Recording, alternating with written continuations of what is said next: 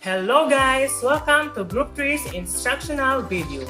By the way, I'm Claire D. Timporosa, and in today's video, we're going to tackle about head assessment. But before we proceed, let us know about what is head assessment. So, head assessment is known as the assessment of the head, which involves the inspection of all structures of our head to determine and identify some findings if there's any problem or abnormalities that are present in our head. We're going to instruct you on how to perform this kind of activity, so if you are eager to learn in this kind of assessment, just stay tuned and keep on watching. Assessment, you assess the following structures such as skull, face, eyes and vision, ears and hearing, nose and cyanosis, then lastly, mouth and oropharynx. Before doing the assessment, make sure that you give privacy to your patient. Don't forget to wash your hands, and also don't forget to tell your patient what you're going to do. Gather all the supplies that is needed for this assessment, such as pen light to evaluate your eyes, an ear otoscope, a tongue blade to look for your mouth, and a gloves. So what are you waiting for? Let's get started.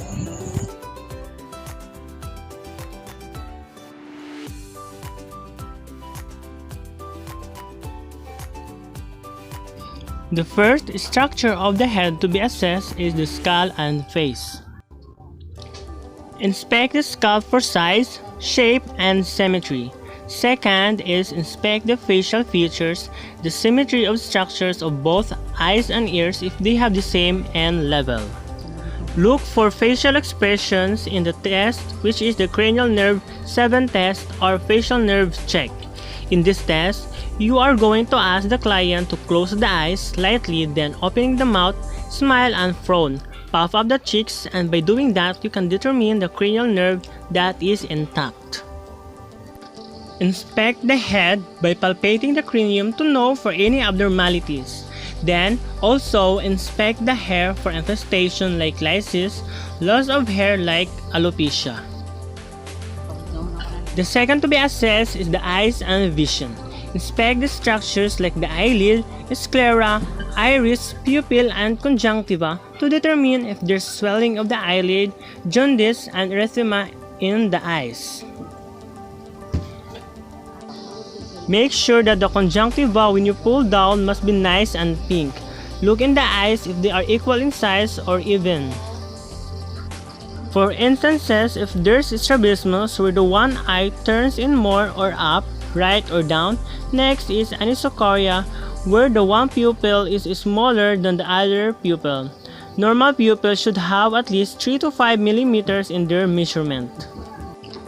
We're gonna look for the cranial nerve 3, the oculomotor, the cranial nerve 4, the trochlear, and then the cranial nerve 6, the abducens. We're gonna do the several tests to check their function. First, what we're gonna do is we're gonna look for any involuntaries of the eye called the nystagmus. To do that, we're gonna use the pen light and hold it about 12 to 14 inches from the patient's nose. Then tell the patient just to watch where you move the pen light. After that, we're going to see how reactive the pupils are to light. To do that, we're gonna dim the light and tell the patient to stare off at a distant object that helps dilate the pupils, and use the shine of the pen light on how the pupils will respond or the pupils constrict on both eyes. The third one is we're gonna check for the accommodation, and to do that, tell the patient to stare off again at the distant object, and we're gonna use again the pen light to slowly move it inward to the nose, and we're looking for is that the pupils constrict or not. Then document it after you assess the eyes. We can document that the pupils are equal, round, reactive to light, and accommodate, and that's where the acronym PERRLA comes into play.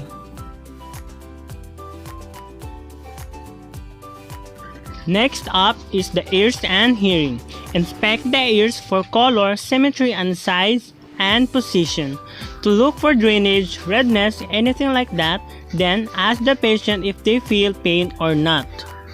Inspect the ears if they had a tophi, which is a large mass of uric crystals that present as a white and yellowish nodules.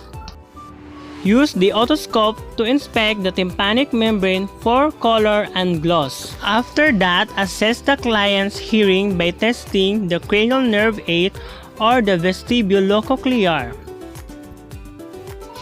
Assess the client's response to normal voice tones to determine if the client has difficulty in hearing.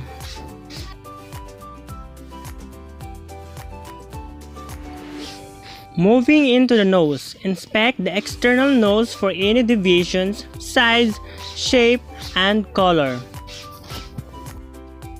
Lightly palpate the external nose to determine any areas of tenderness, masses, and displacements of bone and cartilage. Check the patency of the nose and ask the patient to close the mouth, exert pressure on the nares, and breathe to the opposite nares. Inspect the nasal cavities using a pen light to look inside for any drainage and redness. Then, next is test the cranial nerve 1 or the olfactory, the sense of smell, by letting the patient guess something what you want to smell. Make sure to use some relevant smell and not the stinky smell. If the patient guesses that, then the cranial nerve is intact. Lastly, the mouth and oropharynx. Wear gloves while inspecting the mouth for sanitary purposes. First, inspect the outer lips for symmetry, contour, color, and texture. Second, inspect the inside of the mouth.